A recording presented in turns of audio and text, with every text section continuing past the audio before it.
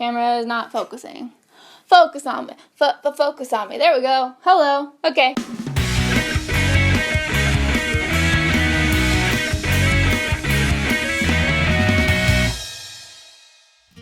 Hey guys, what's up? So last week I made my very first vlog. I want to start off by saying that it's really hard to say almost anything nowadays without offending someone, especially online. I don't want you to ever see my vlogs as any kind of a self-help thing because I'm in no position to tell you how to live your life. But I kind of see it like this. You know, you and I are both just walking along this journey, and if I find something that changes my perspective, I get to share it with you, and I want to share it with you because it could help you too. So that's kind of how I see it. And some of what I plan on sharing, I'm sure you're not gonna like, and you know, honestly, I'm okay with that.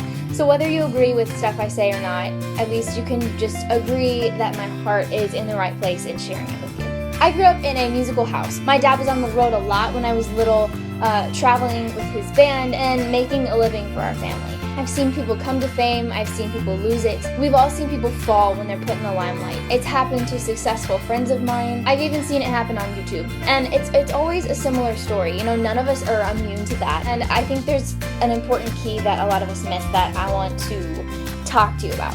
We get so bogged down by expectations. Expectations of parents, friends, society, social media, etc. In order to keep up with all of the standards, we put ourselves into a mold that embodies this impossible measure of perfection that is unsustainable long term. So of course we let ourselves down. No one is perfect. No one can be. And yet, we are bombarded by a society that is driven by these unrealistic ideas of what perfect looks like and how to get there. When I started thinking about this whole perfection thing more, I actually Googled how to be perfect just to see what the internet thought was the most important thing. And up popped the following list. Clean your room, make a schedule, do all of your work on time, be nice to people, wear clothes that make you feel like the best version of yourself, take care of your nails, make sure your hair looks good. And the list goes on. Other related things that came up in my search were how to take a perfect selfie, how to be perfectly happy, how to be a perfect husband, how to have perfect skin, how to be the perfect dress size. Now let's look at the actual definition of perfect. I'm going to read this definition on my phone. The condition, state, or quality of being free,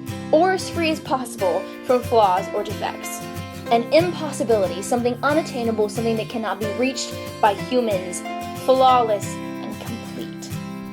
Now think about this for a second. If something were perfect, then that would mean it was different from everything else, making it different, making it imperfect. Well, that was deep. So I wanted to start this whole vlogging thing by being 100% honest with you and telling you that I am a flawed, imperfect human who is only on this earth and even making this video by the grace of God. And I do not say that lightly. As someone who struggled with the expectation of perfection my whole life, I feel like I can speak to you freely without restraint or fear of what you might think of me because I'm not held back by the cultural lie that happiness, friends, success, fame, and beauty all equal perfection. I am not saying that I have conquered this entirely, because that would mean that I think that I'm perfect because I don't have to try to be perfect like the rest of you, which is stupid.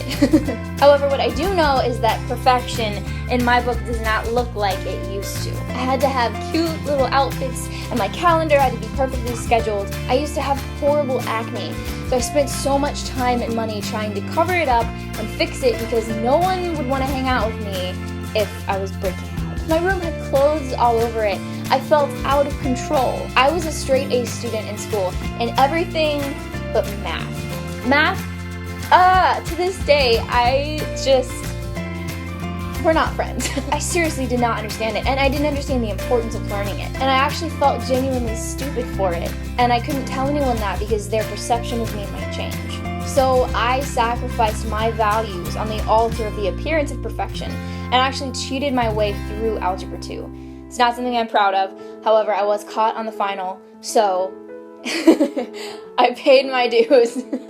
I'm not saying having a clean room is bad. I actually like my room pretty clean because I work better in a tidy space. I'm not saying that wanting good grades is a bad thing. You should want good grades. I'm simply asking, what is the price you're putting on it? Listen, friend, it is not worth your stress and possibly sending yourself into depression because you're not attaining these unrealistic goals. One serious problem I have with chasing perfection is that striving for it keeps you from appreciating all the things you have achieved. You're blinded from acknowledging the wonderful things that you've already done because you're not satisfied with good or even great.